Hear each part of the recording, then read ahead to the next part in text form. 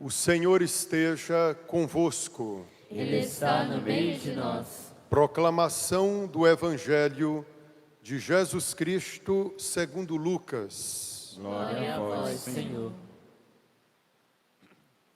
Quando se completaram os dias para a purificação da mãe e do filho, conforme a lei de Moisés, Maria e José levaram Jesus a Jerusalém, a fim de apresentá-lo ao Senhor. Conforme está escrito na lei do Senhor, todo primogênito do sexo masculino deve ser consagrado ao Senhor. Foram também oferecer o sacrifício, um par de rolas ou 2 pombinhos, como está ordenado na lei do Senhor. Em Jerusalém havia um homem chamado Simeão, o qual era justo e piedoso, e esperava a consolação do povo de Israel. O Espírito Santo estava com ele, e lhe havia anunciado que não morreria antes de ver o Messias que vem do Senhor. Movido pelo Espírito, Simeão foi ao templo. Quando os pais trouxeram o menino Jesus para cumprir o que a lei ordenava, Simeão tomou o menino nos braços e bendisse a Deus. Agora, Senhor, conforme a tua promessa, podes deixar teu servo partir em paz, porque meus olhos viram a tua salvação, que preparaste diante de todos os povos, luz para iluminar as nações e glória do teu povo Israel. O pai e a mãe de Jesus estavam admirados com o que diziam a respeito dele. Simeão os abençoou e disse a Maria, a mãe de Jesus: este menino vai ser causa tanto de queda como de reerguimento para muitos em Israel. Ele será um sinal de contradição. Assim serão revelados os pensamentos de muitos corações. Quanto a ti, uma espada te traspassará a alma. Havia também uma profetisa chamada Ana, filha de Fanuel, da tribo de Aser. Era de idade muito avançada, quando jovem, tinha sido casada e vivera 7 anos com o marido. Depois ficara viúva e agora já estava com 84 anos. Não saía do templo dia e noite, servindo a Deus com jejuns e orações. Ana chegou nesse momento e pôs-se a louvar a Deus e a falar do menino a todos os que esperavam a libertação de Jerusalém. Depois de cumprirem tudo conforme a lei do Senhor, voltaram a Galiléia para Nazaré, sua cidade. O menino crescia e tornava-se forte, cheio de sabedoria, e a graça de Deus estava com ele. Palavra da salvação. Glória a vós, Senhor.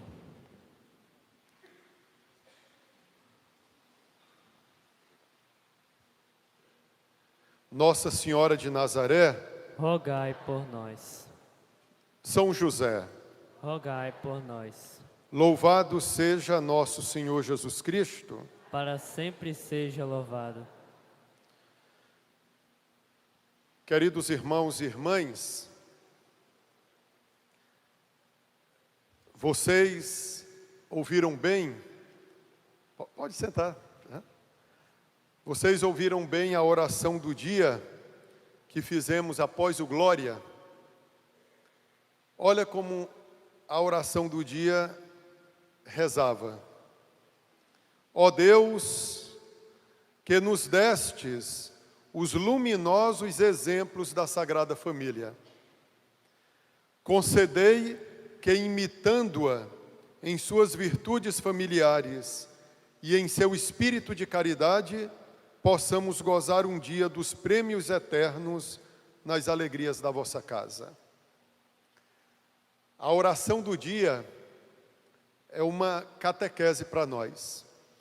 E eu gostaria de sublinhar justamente essas palavras: ó Deus, que nos destes os luminosos exemplos da Sagrada Família, concedei que,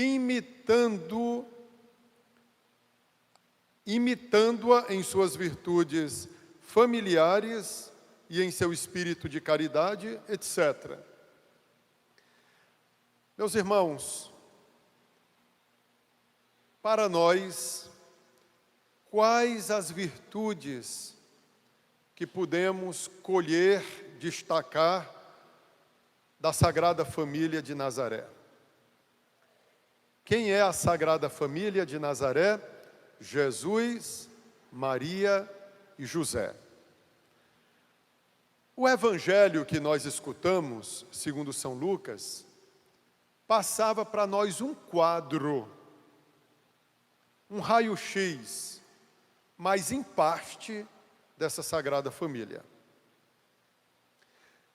Então, como eu perguntava, quais são as virtudes que podemos destacar, contemplar da Sagrada Família para as nossas famílias? Em primeiro lugar, a religião. Observaram bem que Maria e José levaram ao templo o menino Deus, a fim de que ele fosse apresentado ao Senhor. Muitos de vocês fazem isso. Maria e José cumpriram os preceitos da lei da religião do judaísmo. Aqui daria margem para a gente ir mais longe, porque o judaísmo deveria acreditar no cristianismo, mas eu não vou entrar nesses detalhes. Mas vejam como Maria e José eram piedosos.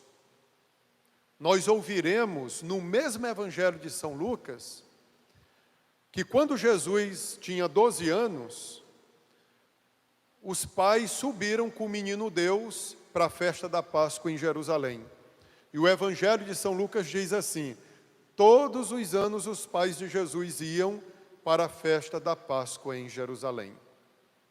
Como eu dizia, muitos de vocês também são piedosos. Quando os filhos de vocês nascem, vocês já pensam no dia do batismo. Porque vocês entendem que o filho que vocês tiveram, antes de tudo, é de Deus, não é nosso. Nós, na verdade, fomos canais para que esses filhos de Deus nascessem. Como muitas vezes vocês já ouviram eu dizer, que citando aquele diálogo de Jesus com Nicodemos, Jesus dizendo a Nicodemos: quem nasce da carne é carne, quem nasce do Espírito é Espírito. Portanto, quem não nascer da água, quem não nascer do Espírito, quem não nascer do alto, não entrará no reino de Deus. O batismo, então, é o nascimento no Espírito. Eu nascer só dos meus pais e ficar por assim mesmo, então eu só sou carne. Eu nasci só segundo a carne, e a carne para nada serve, se é a carne pela carne, dirá Jesus no capítulo 6 do Evangelho de São João. É necessário nascer do Espírito. Então, quem nasce da carne é carne, quem nasce do Espírito é Espírito. Então, queridos, nisso aqui nós imitamos a Sagrada Família. Nós somos piedosos. Quando o menino ou a menina estão ali por volta dos 8 anos de idade, a gente quer logo matriculá-los na catequese, para receberem aquelas noções básicas da fé. Mas escutem, os pais não podem transferir para os catequistas uma responsabilidade que, em primeiro lugar, é dos pais.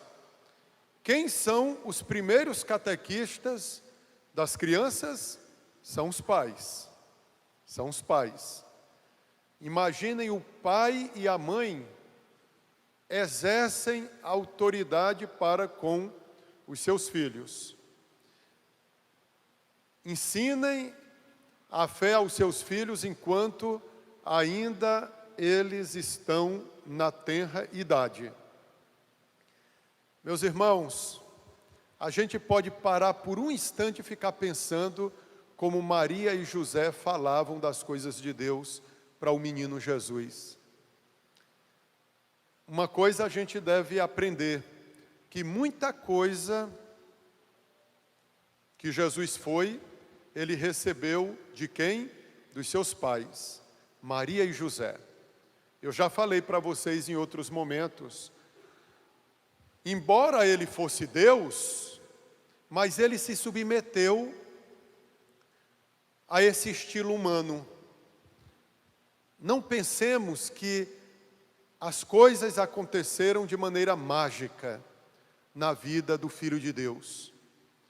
Se as coisas devessem acontecer de maneira fantástica na vida de Cristo, Deus não teria confiado seu Filho a Nossa Senhora e a São José. Por que que Deus confiou seu Filho a santos pais, Maria e José? Porque Maria e José podiam imprimir o caráter deles no filho que Deus tinha confiado a eles. Imagine quando nós olhamos para Jesus. Imaginem, nós podemos contemplar nele a imagem da sua mãe, a imagem do seu pai putativo São José. Se nós temos uma ligação tão profunda com os nossos pais, a ponto de a gente se parecer com eles, imagine Jesus como ele era para com os seus pais. Jesus não manda a gente fazer uma coisa sem que antes ele faça. Ele realiza antes de nós aquilo para o qual ele nos exorta. Então, queridos irmãos, essa é a primeira virtude que podemos tirar da Sagrada Família de Nazaré: a piedade. A piedade, cumprir as leis religiosas para com nossos filhos. O batismo, a preocupação para que os nossos filhos recebam os sacramentos, o batismo que nos torna filhos de Deus, a primeira comunhão, a crisma. Para os meus pais, Nossa Senhora, frequentar a catequese era como a escola. Às vezes a gente é preocupado com a escola dos nossos filhos. Qual a nota que eles estão tirando, se estão se comportando bem. Isso é importante, mas importante também cobrar dos nossos filhos o bom desempenho na religião. E olha, uma outra coisa que podemos contemplar aqui na Sagrada Família: Maria e José não deixam o menino crescer, eles não pensam assim. Não, deixa que ele escolhe quando ele crescer. Quando ele crescer, ele escolhe o que ele quer. Muitos pais estão pensando dessa maneira. Infelizmente. Interessante que para as coisas do mundo que passarão, a gente quer incrementar na vida dos filhos. Mesmo eles não querendo, a gente coloca na escola, escolhe um nome para eles, escolhe as roupas que eles vão vestir, mas em matéria de fé, alguns pais estão pensando assim: não deixa que ele escolhe quando ele crescer. Os pais que pensarem dessa maneira terão desgostos na vida, muitos. Não, meus irmãos, começa de pequeno, até antes do nosso nascimento. Na concepção, você já cantar para o seu filho que está sendo gerado, rezar por ele. Então, queridos irmãos, Maria e José não pensaram, deixa o menino crescer, senão teria sido uma tragédia. Maria e José se preocuparam em selar o destino daquela criança desde a sua infância, desde a infância de Jesus. Vocês sabiam que esse evangelho aqui é determinante para a vida de Nosso Senhor? Esse evangelho apresenta o que vai acontecer com o menino no futuro. Não pensem em morte, em tragédia. O que é que vai acontecer com o menino no futuro? Quando ele já estiver adulto, ele será oferecido a Deus em sacrifício por nós. A nossa salvação dependia dele. Por isso que nós temos que celebrar a vida de Cristo desde a sua concepção, desde o seu nascimento. Como padre, assim, eu ainda não entendi como é que esse evangelho apresenta o futuro do menino Deus. O que é que se fazia no templo? Se oferecia sacrifícios. O povo de Deus, da antiga aliança, tinha uma noção, talvez até mais do que nós, do pecado, da gravidade do pecado. Então, diariamente no templo, 24 horas por dia, estava se imolando animais para a purificação dos pecados do povo de Deus. O Evangelho dizia que quando se completaram os dias para a purificação da mãe e do menino, embora eles não tivessem pecados, mas esse mistério ficou escondido, Maria e Jesus, mesmo sem terem pecados, se submeteram à lei de Moisés, subiram ao templo, mas o que eu quero destacar é aquela consciência que o povo de Deus tem em relação ao pecado. Por isso, muitos animais eram sacrificados para a purificação do povo de Deus. Até o dia em que vai chegar aquele que será a verdadeira vítima do sacrifício. Não se precisará mais de cordeiros, de pombos, de outros animais. Jesus será a vítima do sacrifício.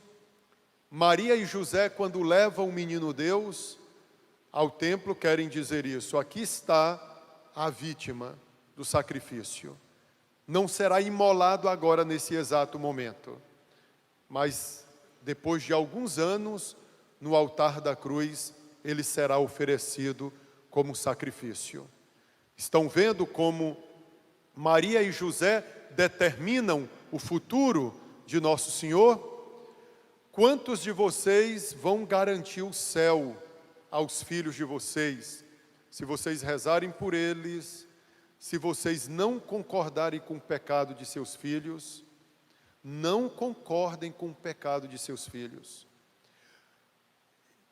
Eu invoco aqui Santa Rita de Cássia, Santa Mônica, que preferiam os filhos mortos do que vê-los no pecado.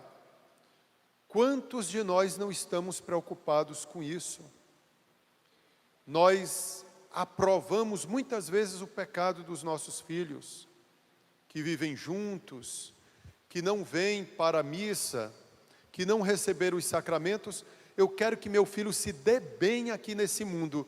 E você não pensa que esse tempo passa. Olha, estamos no último dia do ano. O pessoal celebra, festeja tanto a virada de ano. Estão vendo como a Igreja Católica, seriamente, ela não fala muito em virada do ano, a gente fala em Natal. O Natal vai até domingo que vem. O povo largou de falar de Natal e agora fala em virada de ano. O pessoal tinha que ter medo de virada de ano, que a gente fica mais velho, mais acabado. Virada de ano é sinal de que dos 40 agora você vai passar para 41. Se você estava com 59, você vai estar com 60. E o tempo não para. O tempo é cruel. Por isso que ele é mostrado. Vocês já viram como o tempo é mostrado? Ele usa uma espécie de ampulheta, né? Aquele espécie de relógio que vai derramando embaixo, de cima para baixo, um pó. E o tempo tem um aspecto de morte e está com um aguilhão na mão. O tempo é terrível nesse sentido, um tempo sem Deus. Nosso Senhor entrou nesse mundo, Ele entrou no tempo, como dizia o final do Evangelho, Ele crescia. Se Ele crescia, porque Deus em si mesmo, Ele não cresce porque Ele é infinito, Ele é eterno. Mas quando Ele se torna homem, com esse corpo corruptível, mortal, Ele está submetido também às vicissitudes do tempo, às intempéries do tempo. Ele crescia em sabedoria, estatura e graça diante de Deus e diante dos homens. A graça de Deus estava com Ele, mas Ele crescia. O que significa esse crescimento de Cristo? Não só biológico, não só fisiológico, era um crescimento na graça de Deus. Muitos de nós estamos crescendo só biologicamente, por isso que nós somos seres sem a graça de Deus para a morte. Nós somos para a morte. Passem 10 anos sem ver uma pessoa. Quando vocês verem, vocês notarão a diferença, mais envelhecida. Os jovens pensam que ficarão assim para sempre. Vivam, que vocês verão a crueldade do tempo. Queiram viver sem a graça de Deus neste mundo. Não concordem com o pecado dos filhos de vocês. Tem pai que se alegra quando fica sabendo que o menino já pegou uma menina. Aí ele dá aquele riso, meu filho é homem. O que adianta se daqui a 30 anos ele vai estar no inferno? Entendem? A gente não se alegra com a vida santa dos nossos filhos, a gente se alegra com o pecado. Queridos irmãos, meu filho é homem. Quantas vezes eu ouvi falar isso? Olha, o meu filho não está vivendo na graça. A namorada, já nem é mais nem namorada, né? Já é uma concubina. Não deixa, pode deixar, é homem, o namoro é assim mesmo, nos tempos, agora, cai na real, os tempos modernos são outros. Eu tenho medo dessa modernidade. Essa modernidade é do diabo, não é de Deus. Queridos irmãos, não se alegrem com o pecado dos filhos de vocês, senão vocês estão preocupados só com os corpos dos filhos de vocês e não com a alma deles. Esse tempo passa. Daqui a pouco é 2025. Muitos de vocês já disseram, como o tempo passa rápido. Aí, não sei até que ponto é verdade, tem uma ciência aí, alguém que estudou muito, aquele tsunami que ocorreu ali em 2005, devastador na Ásia, devastou ilhas desapareceram. Foi um abalo tão grande na face da Terra, no planeta Terra, que parece que o planeta Terra desequilibrou do seu eixo, que houve uma mudança de tempo, o tempo se tornou mais acelerado. Eu vejo isso, se for verdade, um sinal divino. Realmente o tempo passa mais rápido do que antes, por mais que seja insignificante a mudança de tempo, mas soberbamente afetou o nosso relógio. Então, queridos irmãos e irmãs, olhemos para a Sagrada Família de Nazaré. Essa família que cuida de um menino muito especial, já desde a sua infância. Vejam, Jesus era filho de Deus. Digamos assim que ele tinha tudo para dar certo. Além de ser homem, antes de tudo ele era Deus. Cuidado maior nós temos que ter com esses nossos filhos, que não são Deus. Entenderam? Imagine o Filho de Deus, precisou de todo esse cuidado, e esses pobres mortais merecem tantos cuidados. Por isso que no dia do batismo, vocês pedem tanta a consagração dos seus filhos, bonito isso, continuem pedindo. Para quem é que nós consagramos os filhos de vocês? A Nossa Senhora. Olha como nós não somos daqui. Nós somos do céu, nós somos do alto. No bom sentido, nós somos extraterrestres, mas não como falam aí que nem se sabe se existem extraterrestres, habitantes em outros planetas. A gente sabe que tem habitantes no céu. Nós não somos daqui não, nós somos extraterrestres. Nós somos do alto, nós somos do céu. Então, queridos irmãos, uma segunda virtude, a pobreza, que podemos contemplar na Sagrada Família de Nazaré.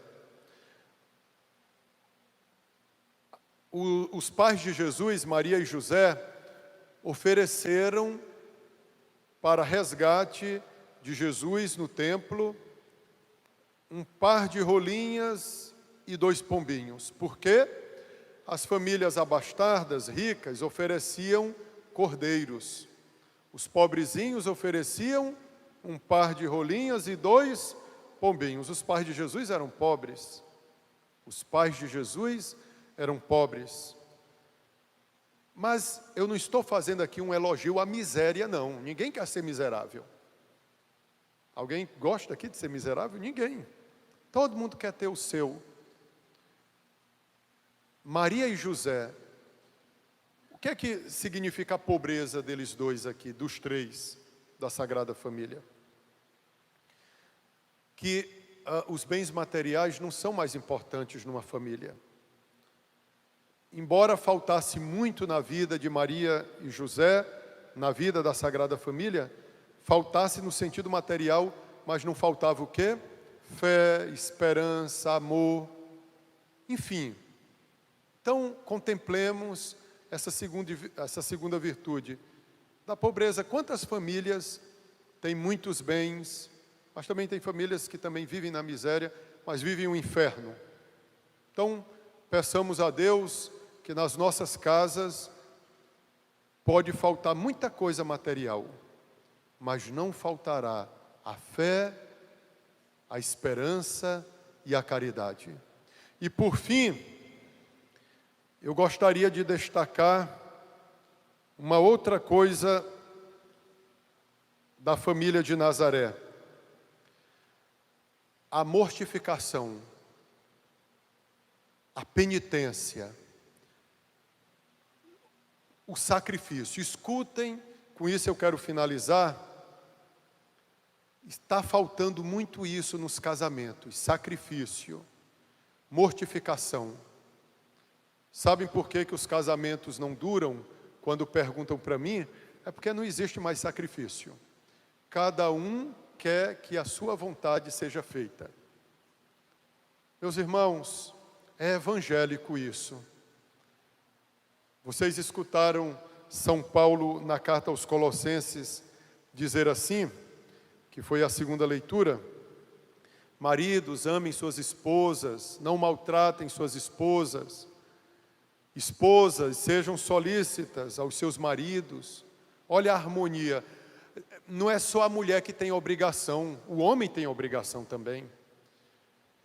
Os filhos também têm obrigação para com os pais. Os pais têm obrigações para com os filhos. São Paulo, na segunda leitura, ele falava a uma comunidade religiosa, de gente da igreja católica. Olha, começa pela mulher. Mulher, sejam solícitas aos maridos. Esposos, amem as suas mulheres. Por acaso o amor maltrata? Então, aqui São Paulo não é machista, não. o homem que bate na mulher, coisa feia, homem que acha que a mulher, quer nivelar a mulher aos filhos. Tu não vai sair não, tu não vai para a igreja. Gente, isso aí às vezes a gente fala para o filho, para a mulher. Quantas vezes eu escutei, eu pensei que o problema era só de Goianésia, mas eu estava falando com um padre fora, e ele disse, padre, na minha paróquia é do mesmo jeito, maridos que impedem as mulheres de virem para a igreja. É o fim do mundo. Pode ir para qualquer lugar, menos para a igreja. Terrível isso. É o fim dos tempos mesmos. Maridos, amem as suas esposas. Houve uma senhora daqui da paróquia que disse, então, tu acha que eu estou saindo muito de casa? Então vem comigo, me acompanha, né? Me acompanha. Vem para a igreja com tua esposa, porque a igreja é tão bonito quando a gente vê casais na igreja. Deixem suas mulheres virem para a igreja, que eu garanto que elas vão se tornar mais santas, fiéis a vocês. Melhor do que para qualquer outro lugar onde elas poderiam se desencaminhar. Aí, filhos, honrem os seus pais. Mas também está dizendo aqui, pais, não aborreçam seus filhos, para que eles não se desanimem. Aqui a gente precisaria de mais tempo para falar para os filhos não se desanimarem. Tem pais que desanimam os filhos. Estão vendo, queridos, como São Paulo, na segunda leitura, propôs aqui uma harmonia familiar? Todo mundo tem obrigações. Não só o esposo, não só a esposa, não só os filhos. Todos. Esposo, esposa, pai, mãe, filhos. Mortificação, queridos. Sacrifício. Na nossa casa precisaria mais haver isso, né? Sacrifício, como assim, padre? Às vezes você pode ter muito, mas você não cai nessa armadilha do ter muito. Vocês já ouviram falar daquele ator Mel Gibson, autor do filme A Paixão de Cristo? Há muito tempo eu li um artigo, aliás, na verdade foi uma entrevista. Ele falava assim, olha, eu estou falando de Mel Gibson, um homem rico. Ele dizia assim, um filho meu, para ganhar $1, naquela época, para ganhar $1, ele tem que ralar. Ele tem que ralar. Às vezes a gente diz assim, olha, fulano é filho de papai. É porque a vida é fácil para ele. Fulano é filho de papai, dengoso, mimado. A vida é fácil, não sabe que a vida é dura. O menino pode ter 20, 30 camisas, ele tem tudo, enquanto ali aquela criança não pode ter mais do que 2 camisas, porque materialmente não consegue. Vejam que muitos casais dizem assim, olha, eu não vou ter muitos filhos, e que isso é uma ofensa a Deus, nunca digam isso. Não vou ter muitos filhos porque eu quero dar o melhor para o meu filho, por isso você vai formar um egoísta. Por isso que você vai formar uma pessoa autossuficiente. Então, queridos irmãos, que a nossa casa seja um lugar, uma escola do sacrifício. Uma escola do sacrifício. Onde aprendemos a partilhar, onde aprendemos a dividir também, onde aprendemos que essa vida não é fácil. Essa vida é um vale de lágrimas. Os adolescentes, olha, quem é do meu tempo aí, né? Antônio, Márcia, todo esse povo que é mais velho aí do meu tempo, a gente não ouvia falar em jovem se mutilar. Não está virando uma febre esse negócio? Um dia desse vi a menina toda cortada no antebraço. O que foi isso, menina? Não, foi que eu me cortei. Mas por que cortou? Não, porque minha mãe não deixou eu sair. Aí eu fiquei revoltado e comecei, gente, mas sabe o que é isso? A culpa não é só do lar onde você mora. Nós estamos numa conjuntura, nós pertencemos a um tecido grande, aí a influência de amigos, influência de conhecidos. Se botarem limites em mim, então eu me automutilo. Eu vou me mutilar. Então, queridos irmãos, contemplemos essa família de Nazaré. Jesus está sendo preparado para o sacrifício. Jesus soube o que era a dureza da vida humana, o sofrimento, a dor, a doença, a separação, a morte. Essa vida aqui não está toda felicidade. Escutem, quando você pensar que a vida é feliz, essa daqui, você recebe uma notícia: parente teu morreu, você ficou doente, fulano teu adoeceu, tua mãe está com essa doença, e você vê que não podemos esperar tudo aqui. Olhemos para o céu. O sacrifício que aprendemos na nossa casa vai nos preparar para o céu. A porta que dá acesso ao céu, como achei engraçado alguém falando isso ontem, muito sugestivo, não foi reformada a porta do céu, ela continua estreita.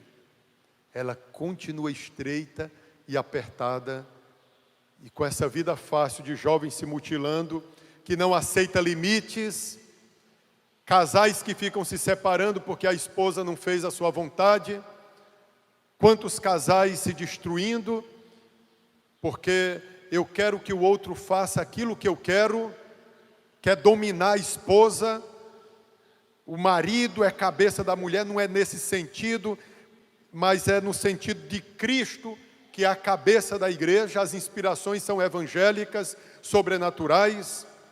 Não o homem, a cabeça da mulher, ele tem que mandar na mulher, nada disso. Não distorçamos a palavra de Deus, mas digo a vocês, meus irmãos, se nós abrirmos mão do sacrifício, da mortificação, da penitência, nós não entraremos no céu, casamentos se destruirão e os jovens continuarão a se mutilar. Finalizo com a história de Francisco, Marto, Jacinta Marto e Lúcia. Quem eram eles? Os 3 pastorinhos de Fátima. Eles tinham o lanche, mas não comiam, davam primeiramente para os bichinhos. Depois largaram de dar para os bichinhos, começaram a dar para as outras crianças, esfomeadas.